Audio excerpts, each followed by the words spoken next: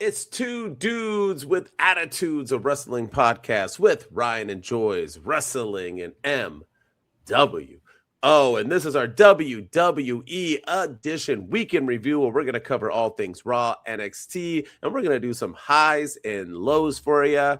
Ryan, are you excited? It was a jam-packed Raw right after the Royal Rumble, and then it was a jam-packed NXT with a brand new world champion. Are you ready to break it down?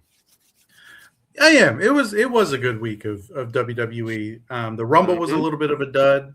Go listen to our Royal Rumble review show where we give our 2 cents and our 2 thumbs with attitudes. We appreciate everyone tuning into that. And then come back and watch this video where we break down the week after the Royal Rumble, because I think it was a big step up for WWE for sure. Yes, it was. Yes, it was. And I'm excited to talk about it because I know you want to talk about that promo, dog, because you were right. So hit that intro and let's do this. Two dudes with attitudes, let's go. It's the two dudes and the attitudes, ruthless, aggressively speaking, so let's do this. With Ryan and Denton, they here to get your attention. The 5-star broadcast shit, start to the ending. Whether it's the E or it's all E. The two dudes with the attitudes that bring the heat. Get the point, yeah, it's on, time to lock in. Listen to the podcast where they get it poppin'.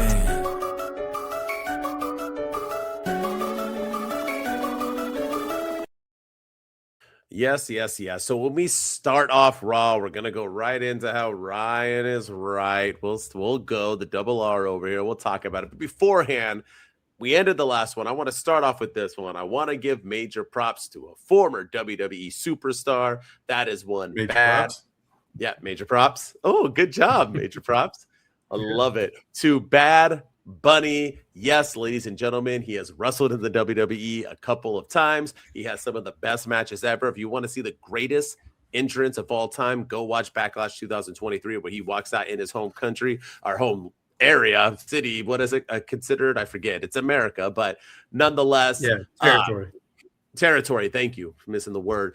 To probably the greatest intro ever, where they were chanting his song, singing along with, and he had a phenomenal match where he was bleeding. They were going back and forth with one Damian Priest. Go back and check it out if you've not seen it. But he is hosting the halftime show. So we are a wrestling podcast. We don't talk politics, nor do we care about politics. We're for you, whatever you believe in.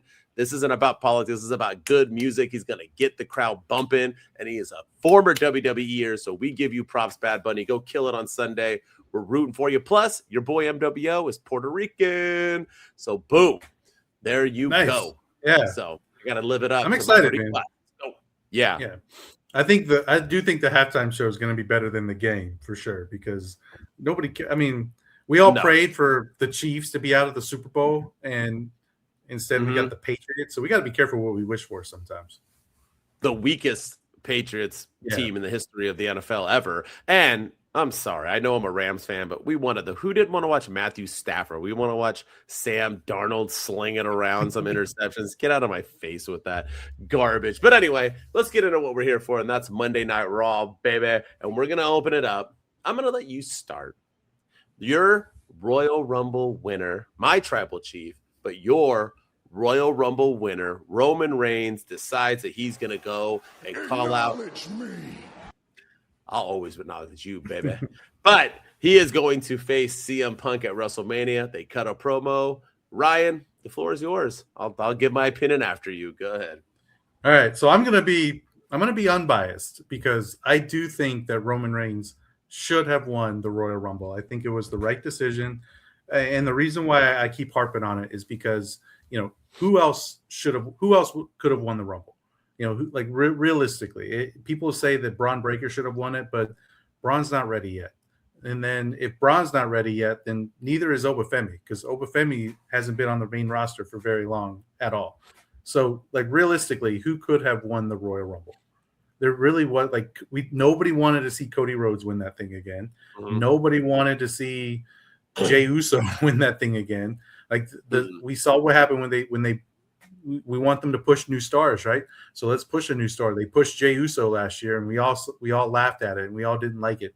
So he was the safe option to win the 2026 Royal Rumble. So I was happy with the decision. And when he showed up on Monday Night Raw, to close out the show in that CM Punk promo. Everything about that, I love the segment. I think it's definitely promo of the year. I think so far, it might go down as promo of the year when we do our year-end awards, and it's only February. Mm-hmm. It got me excited about the build to WrestleMania, but I think two things can be true at the same time. As much as I love this, there were some things I really didn't like either. Okay. I actually think Roman Reigns got the better of CM Punk on the microphone. Especially there at the end when he talked about going on Colt Cabana's podcast and, dragging my name through the mud. But I still feel like all of this, as great as it was, I still feel like this feud just feels a little bit forced. It feels like this isn't the direction that WWE wanted to go in, and they chose to go in it the day of the Rumble. And they're like, okay, we got Roman to win. Now nobody wants Cody to win the Rumble, or nobody wants Cody back in the title picture. So let's have Roman choose Punk. Because the last time we saw Roman and Punk, they were shaking hands. They were saying Zebros. Roman Reigns yelled at Cody Rhodes at War Games saying that this is the last time you and I ever teamed together. And all the internet dweebs were like, oh, see, he's going to choose Cody Rhodes as his opponent. He's not going after CM Punk. He's going to choose Cody Rhodes. That's all everyone said. And now here we are, Monday Night Raw after Royal Rumble. He chose CM Punk because he hates CM Punk. He's always hated CM Punk. I don't know. This feud just feels a little bit forced. And then the other thing I didn't like was the unnecessary shots at Drew McIntyre.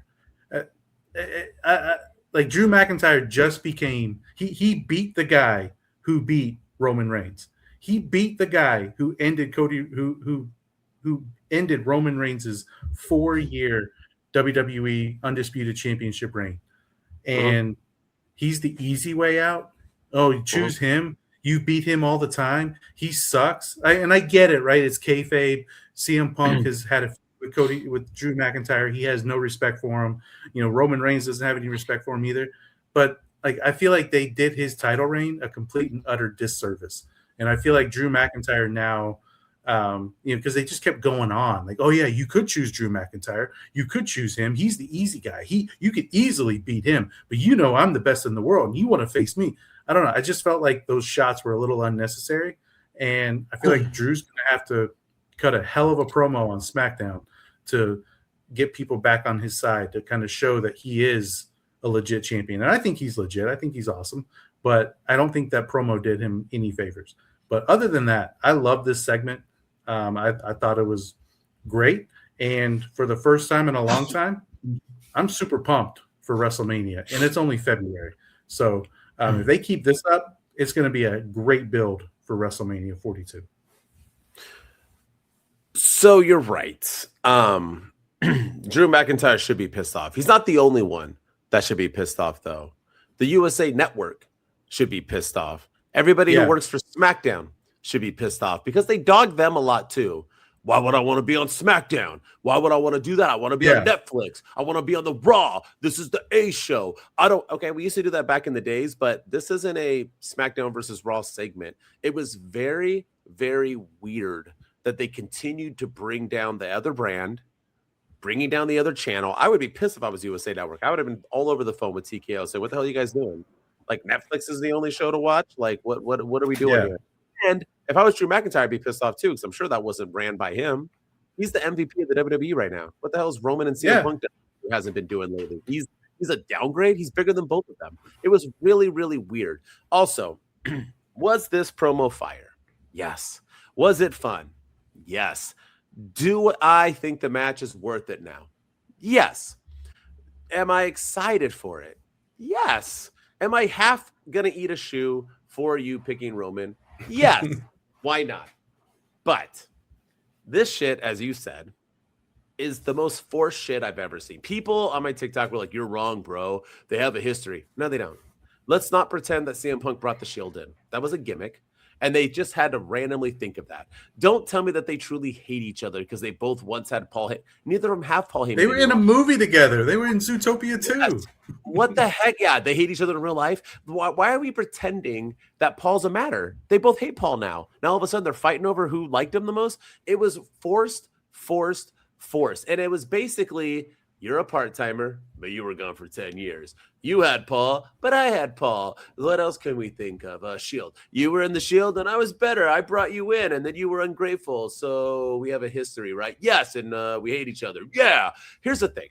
They're two of the best in the business, on the mic and in the ring. So is it going to work? Yes. They could talk about anything. Doesn't fucking matter. But it doesn't mean that it was the right choice, and it's forced. If they were going to have Punk and Roman wrestle, they needed Paul Heyman. What is the connection? But what's a real connection between them? Paul Heyman. Have him choosing who he wants, like they did last year. They did it last year in a sense, but now we just have him wrestling for it. Just, I don't know. I like it. I'm excited. They're probably going to get me excited with the 1 or 2 more promos they do in the next 4 months until WrestleMania, because they ain't going to be on TV all the time. Yeah. So, yes, it'll get me excited or whatever. And I think Punk's going to move on to Finn Balor Elimination Chamber, which will be awesome. I think that's where he's going next, which is fine. You got to wrestle someone on your road to WrestleMania. But, yeah, this is the best promo of the year for WWE. Yes, but it doesn't mean it was perfect.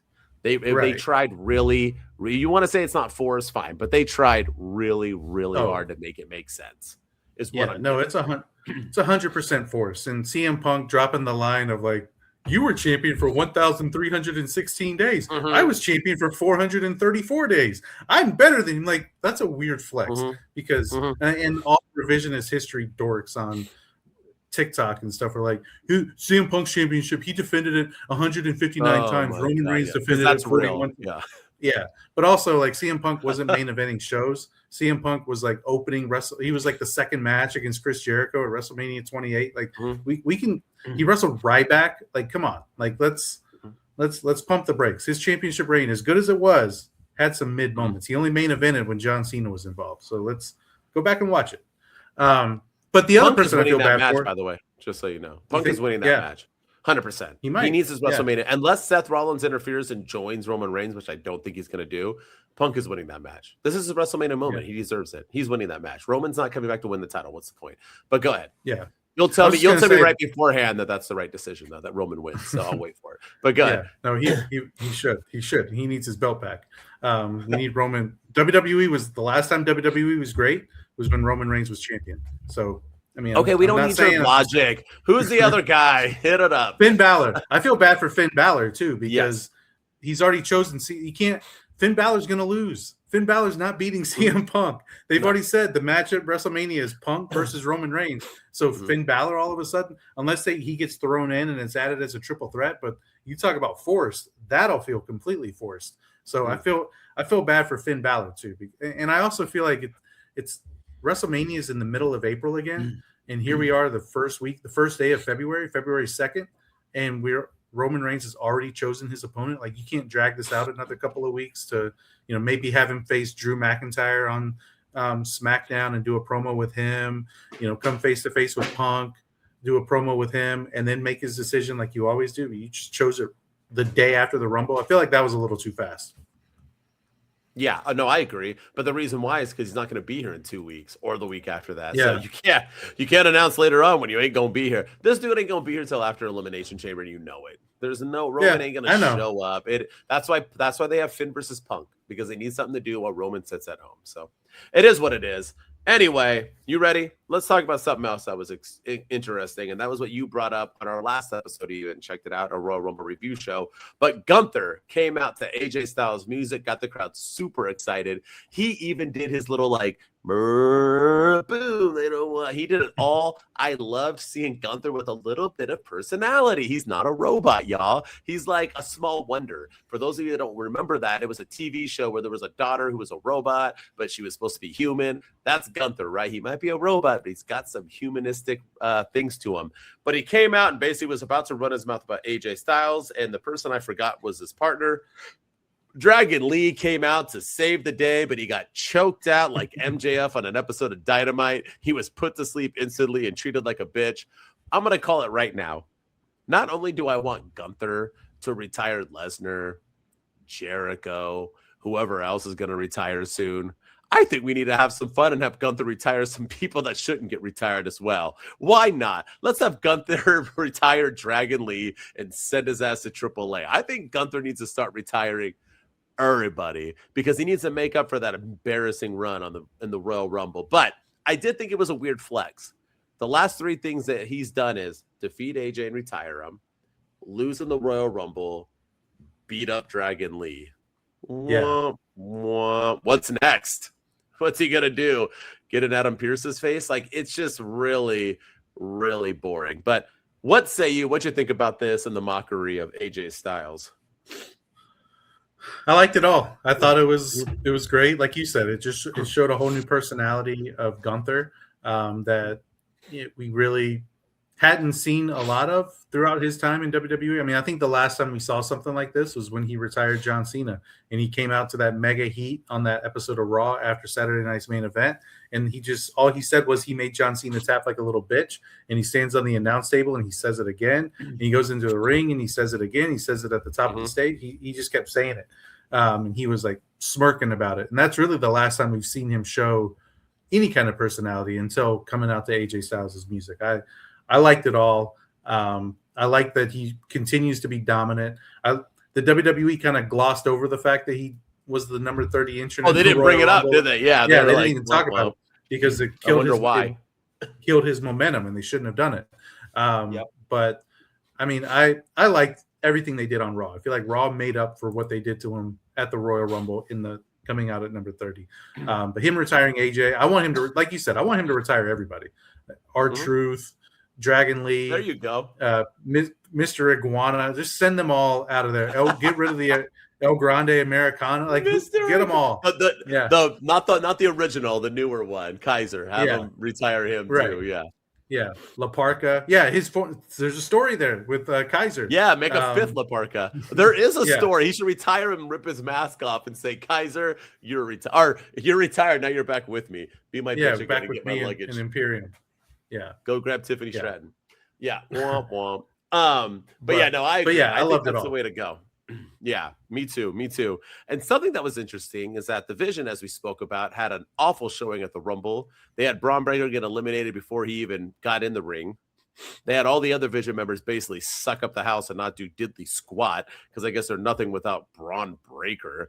And then what do they do this week? They have Braun Breaker come out all fast and furious. He's going to break a table and throw a monitor, and he's angry. And so what does he do? He has Adam Pearce come out and say, "You better knock it off, mister." And then LA Knight comes in and hits them all with the you leave her alone. Hey, you that was kind of like your damn hands off her. Yeah. Greatest movie of all time, ladies and gentlemen. Back to the Future. Movie. Greatest trilogy of all time as well. Absolutely. But no, LA Knight comes out, hits him with some chairs, takes off. Later on, we got Bronson Reed in a match, and then LA Knight came in again and cost him his match. So I guess it's LA Knight versus the Vision. I know we were already kind of seeing this, but this is the next path. So Braun Breaker, LA Knight at WrestleMania. Are you feeling this? How do you feel about all this? LA Knight, versus the Vision. Is he going to beat them all on his way to Braun Breaker at WrestleMania? Is that what we're getting, Is that happening? What's going on with Seth? Obviously, Braun's getting turned on by somebody. It's, Yeah. I don't think we're getting Braun versus LA Knight at Mania. I can see it happening at Chamber, but I still think Seth is behind the Masked Man. Either he is the Masked Man and they had a stand-in for him, or it was Austin Theory and he's pulling the role of double agent and Paul Heyman's the one kind of controlling the shots or something. I don't know. But yeah, I think we're destined to have Seth Rollins versus Braun Breaker at WrestleMania. And I like that idea a lot better if he's ready. Yeah. But this segment on Raw, everyone said it was a hot opener. It was fine. Yeah, I didn't think it was. I thought it was like, it wasn't bad. It was different, and it was, but also what's all that? We've seen the WWE has the worst security, and Adam Pearce comes out by covered by 35 security guards. They're gonna stop Braun Breaker from doing anything. He could take them all out if he wanted to. What good are they gonna do? And then LA Knight taking everyone out behind, I don't know. I think you're onto something that LA Knight's going to get his revenge for being taken out on the car, and he's going to beat every member of the Vision one by one until he gets his hands on Braun Breaker. Even though Braun had nothing to do with that. So, I mean, it was really Bronson Reed and Logan Paul that did all that. So, Yeah. Austin Theory wasn't there either. So, but I don't know what they're doing. I really don't know what direction they're going in. But this opener to Raw was kind of meh, in my opinion. Are you intrigued by it, though? Like, somebody asked me that online on TikTok. They were like, are you intrigued by this? And I said, I am, but not like in a fantastic way. I just am. I am because I'm interested. So I guess that's good. It's not bad. It's good. But I'm not like, oh my God. Like, who's under that mask? Like, tell me. Yeah, I'm not on the I'm not on the edge of my seat, like waiting to see who this masked man is. I'm not. But I am intrigued. I am curious. Like, okay, if it is Seth Rollins, then what's the end goal? Or if it is Austin Theory, is he working for Seth Rollins? Is Paul Heyman the one kind of calling the shots behind the scenes, and that's why he's coming out with Brock and kind of doing his own thing away from Braun Breaker? Like, I'm intrigued by that, but I also am afraid to get my hopes up too much because WWE is known to disappoint us with stories. It'll probably just be it'll probably be something that's mediocre or forgotten about in a couple of weeks, and or Seth's not ready and they just scrap the story altogether. So I'm intrigued, but I'm not going to get my hopes up. Well, there's two other people that I know that have a goatee, so it's either Hornswoggle or Rikishi. So yeah, there you go. Did it for the Rock. For the Rock. Yeah. Did it for the Rock. All right, let's get into the last thing, which is the best thing, and that's one Liv Morgan.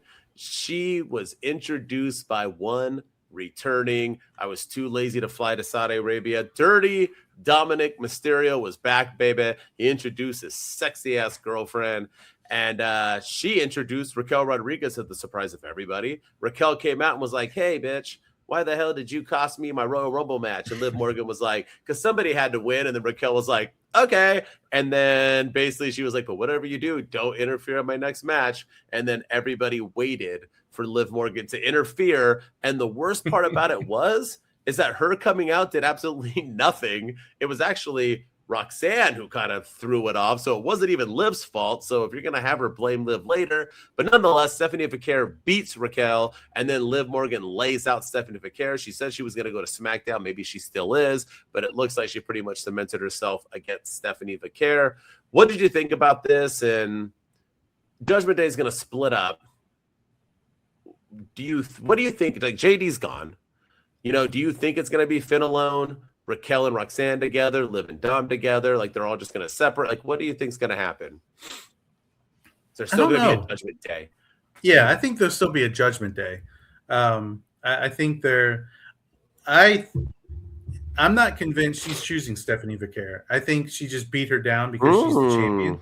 I think Raquel's going to get the title at Elimination Chamber, and then Liv Morgan's going to choose Raquel Rodriguez. In either like a shocking fashion, or she's going to be betrayed, similar to what Damage Control did to Bayley a couple of years ago, and forced Bayley to choose Io at WrestleMania.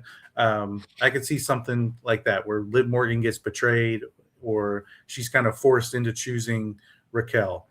Maybe she gets beaten down by Jade, and she's like, "Okay, I'm going to choose Raquel." But either way, I don't think she's choosing Stephanie. I think she beat her down, and I think Raquel Rodriguez is going to beat Stephanie Vaquer at the Elimination Chamber, and we're going to get Liv versus Raquel Rodriguez at WrestleMania. And I like that idea a lot. I like that scenario where the former Judgment Day members are going at it for the top prize in the women's division on Monday Night Raw.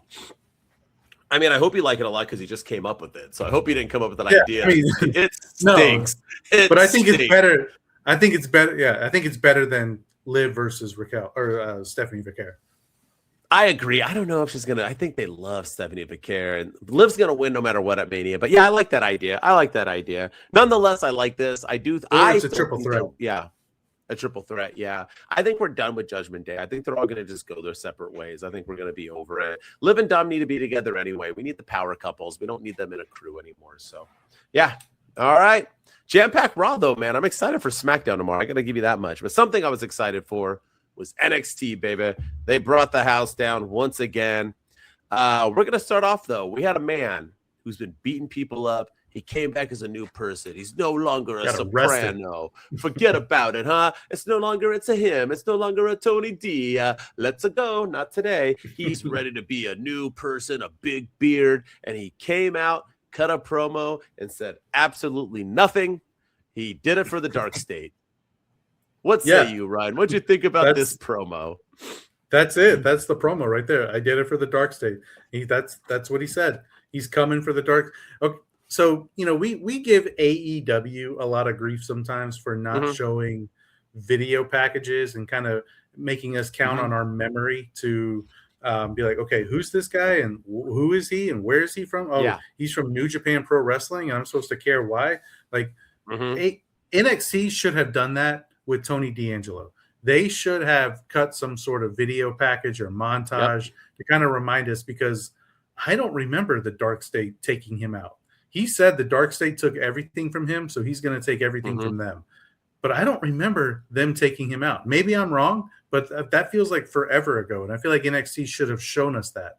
And but also, like, why did he come out and attack Ricky Saints, and why did he come out and attack Obafemi, and why was he staring at the NXT championship, and why was he going after all the members of the ladder match, and why was he going after Miles Bourne and all those guys when all he really wanted was the Dark State? So this promo, as hyped as I was and as excited as I was to finally hear from Tony D'Angelo, I was a little disappointed. I was a little let down by it, because he's going after the Dark State. Like, I don't know, that just feels like, after everything he's been doing, that feels like a step down.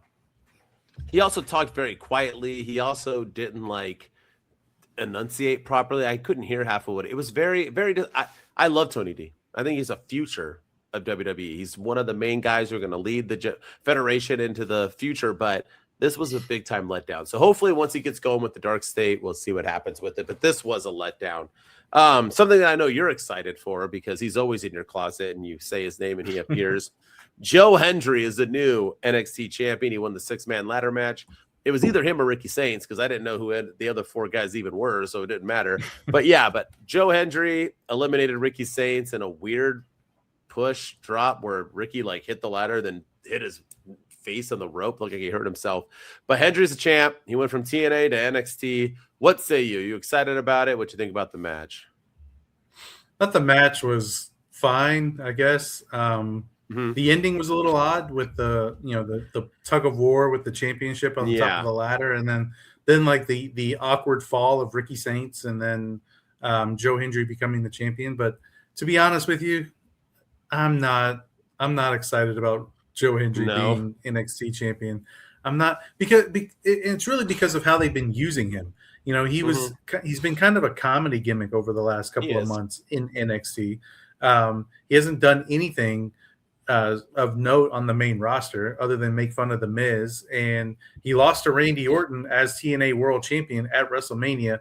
But I'm supposed to get behind this guy as NXT champion? Like, I don't know. Like, good, I guess. I don't know. His songs, people like his song. That's something good about him. But other than that, I mean, I'm not feeling this guy as he was probably the best option to win, or him and Ricky Saints. But I'd rather have Ricky Saints win the title back, to be honest with you, because I feel like you can go in so many different directions with Ricky as the champ. But Joe Hendry, it's fine, I guess, but I'm not that pumped for this. I'm not.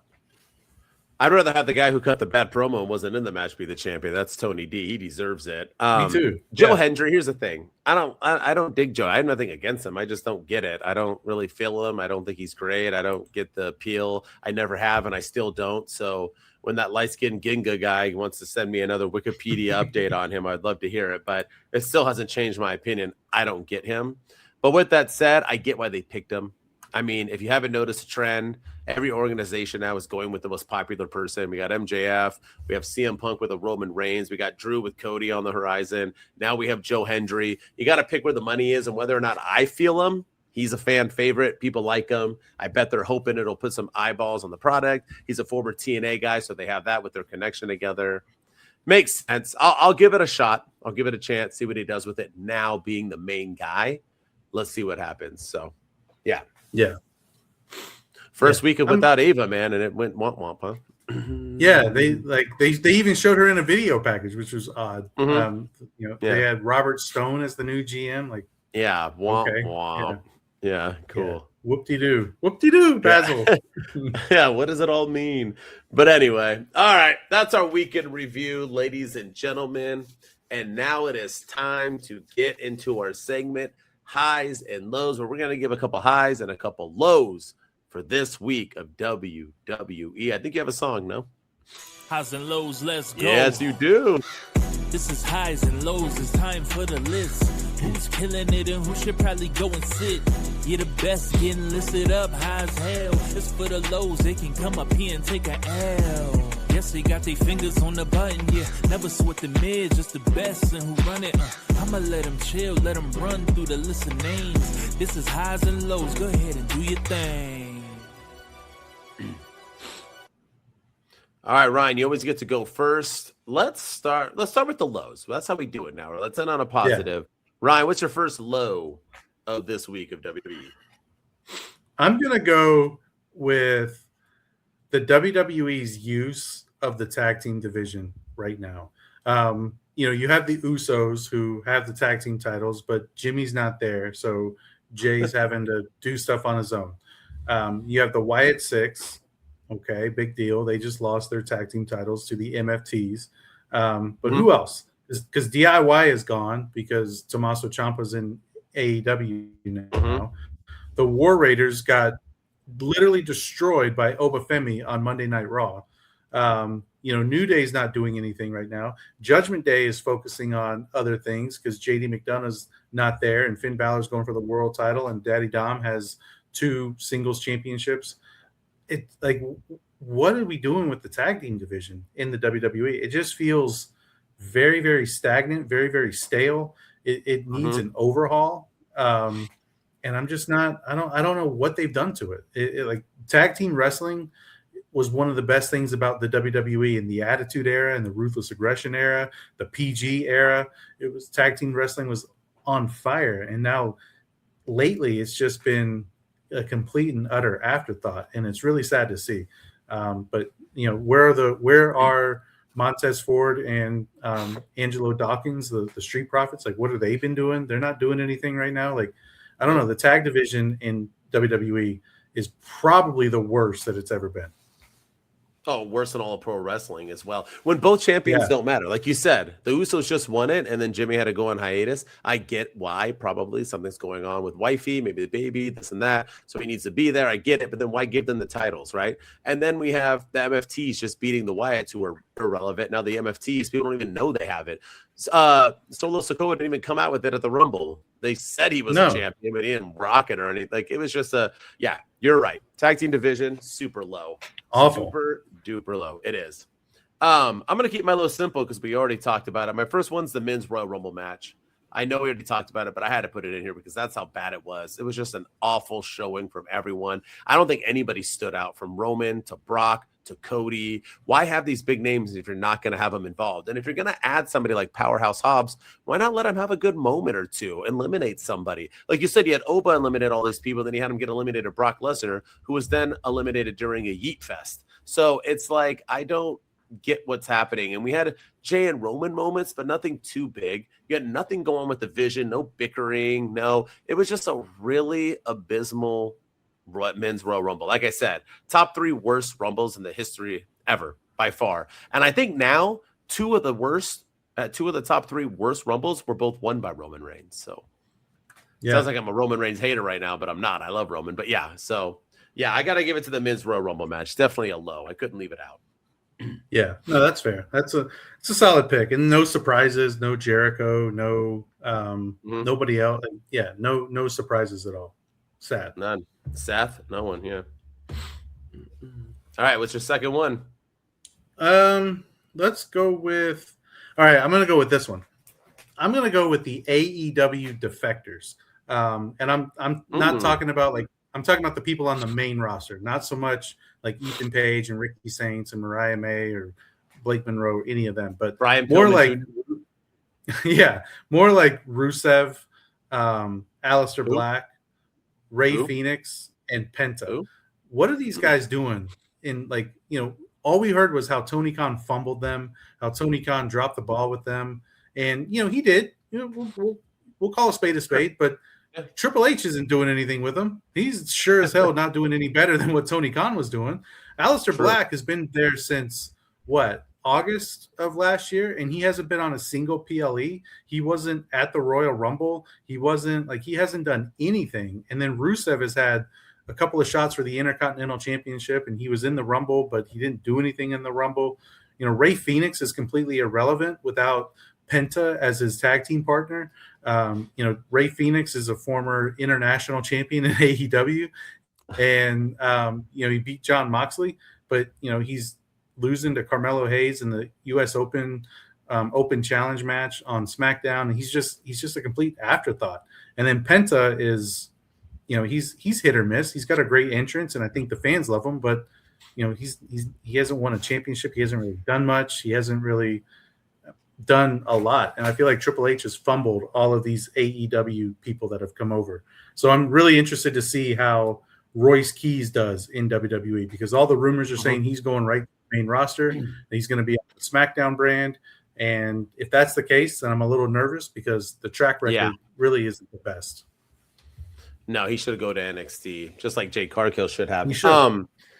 Yeah, no, well said. And the worst one out of them all is Rusev. The dude just came back and has done nothing. At least they're using Andrade over in AEW. They haven't done anything with them. So good one. Good pick. My last low is The Vision. The Vision. Seth Rollins was in it. Hottest faction in all of wrestling. Braun Breaker turns on him, kicks him out of the group. They're hot. They're cooking. Braun has the title around his shoulder. He's facing off for the championship against CM Punk. He's the main event going to Royal Rumble. What the hell happened to them this week?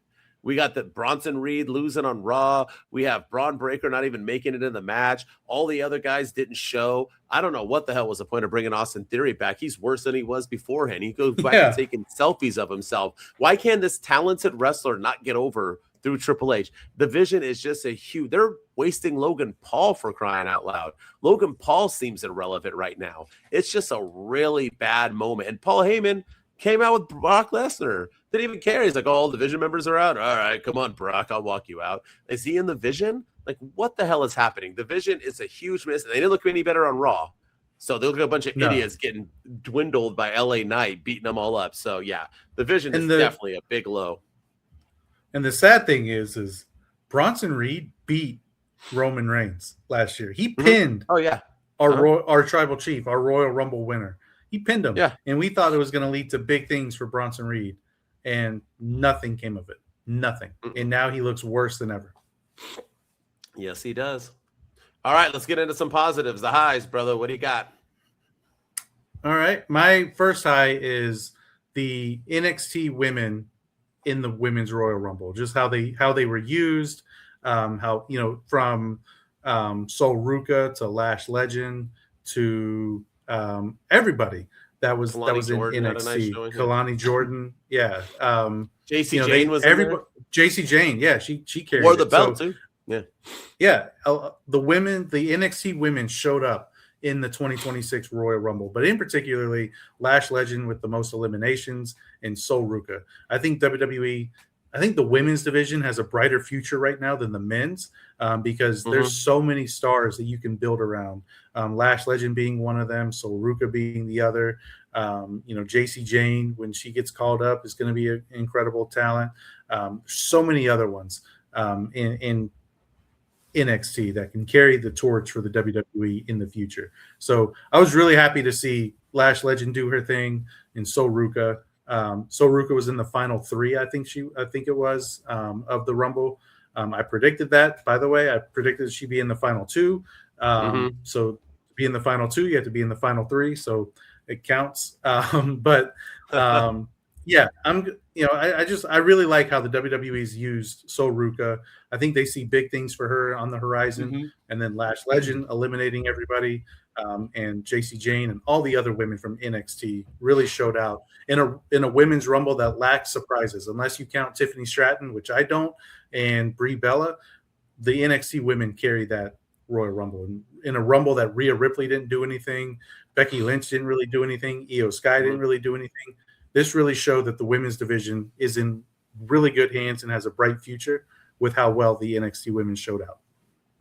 Well said. My only high was just Sol Ruka. That was my one high. I didn't do all of them, but I like all of them. So what you said, yeah. I mean, so mine's just Sol Ruka. I thought she showed out, and I've been a Sol Ruka fan before people even knew who she was.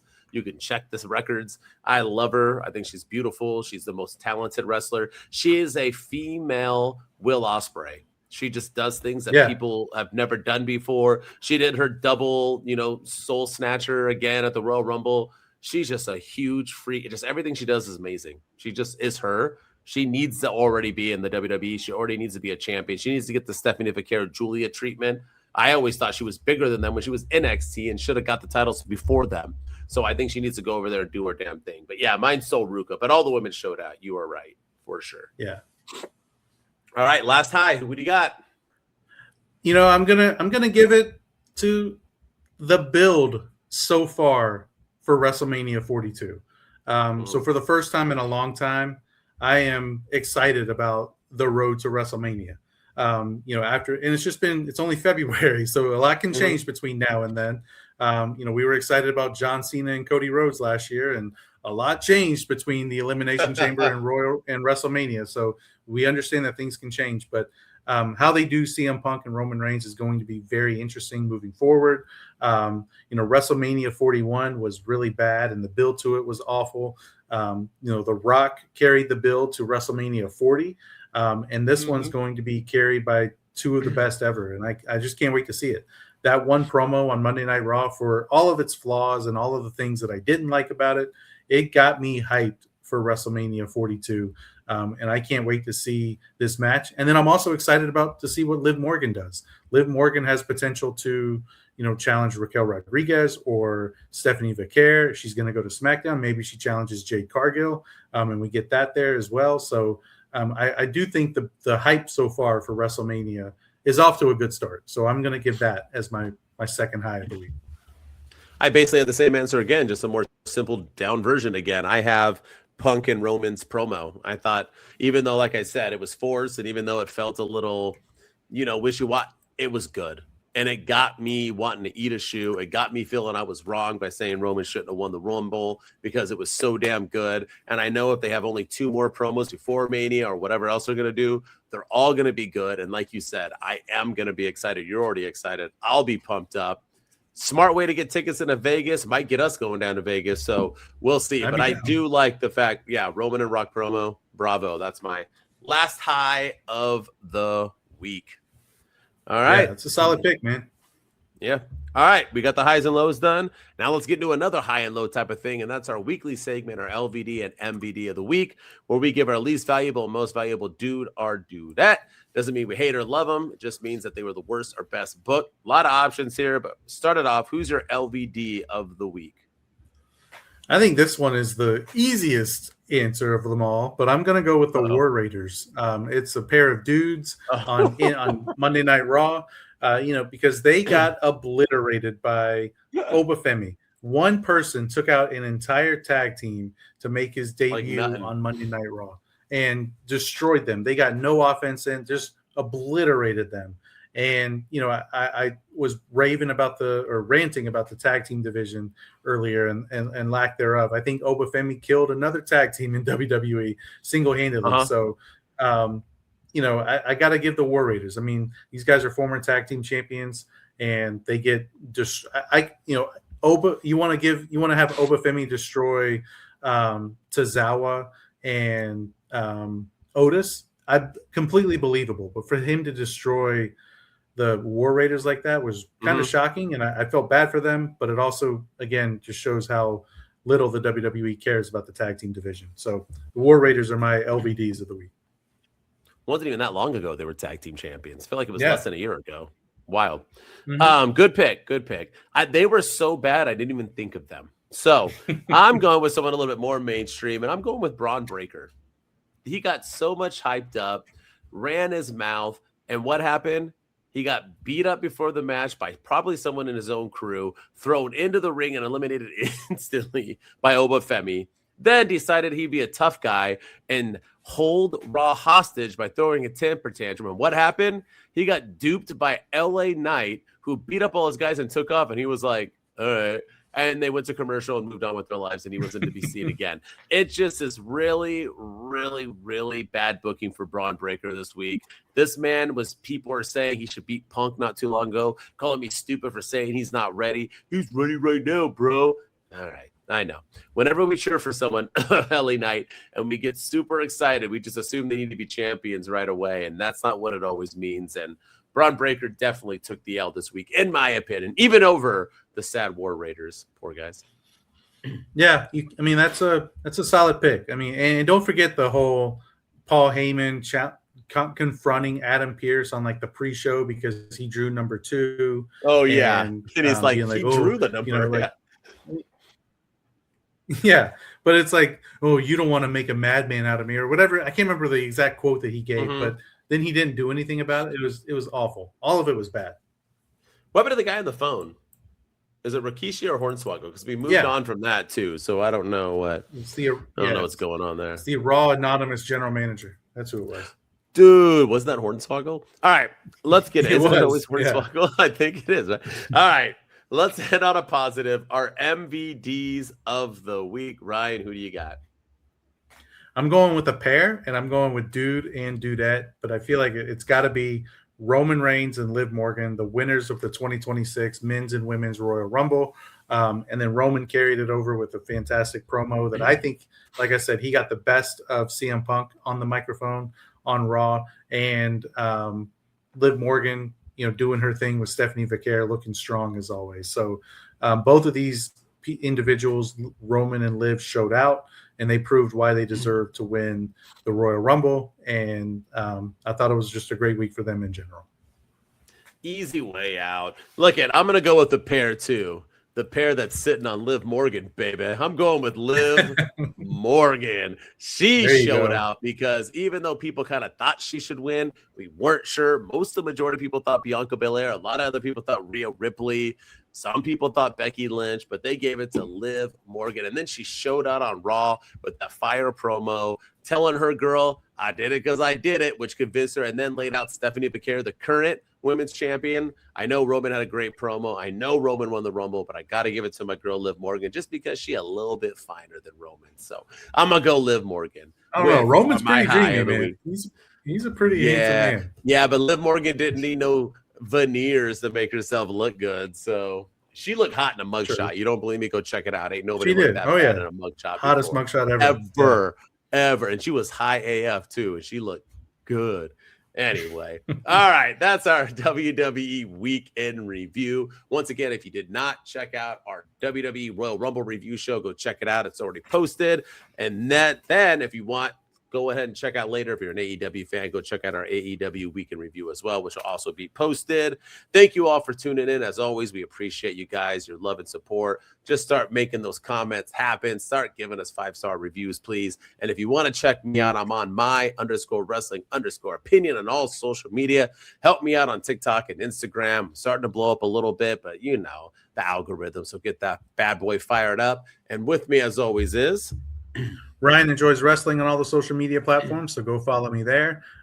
We are on TikTok at 2 Dudes with Attitudes. We're on Instagram at 2 Dudes with Attitudes Podcast, Twitch at 2 Dudes_with Attitudes, and X at 2 Dudes PC. So go follow us on all the social media platforms. We're also here on YouTube at 2 Dudes with Attitudes, where our last couple of videos are starting to take off and getting some traction. So we need your help to kind of help get them over the hump and get us on the algorithm, and by liking, commenting, and everything about that. So let us know what you think about our takes here in the comments below.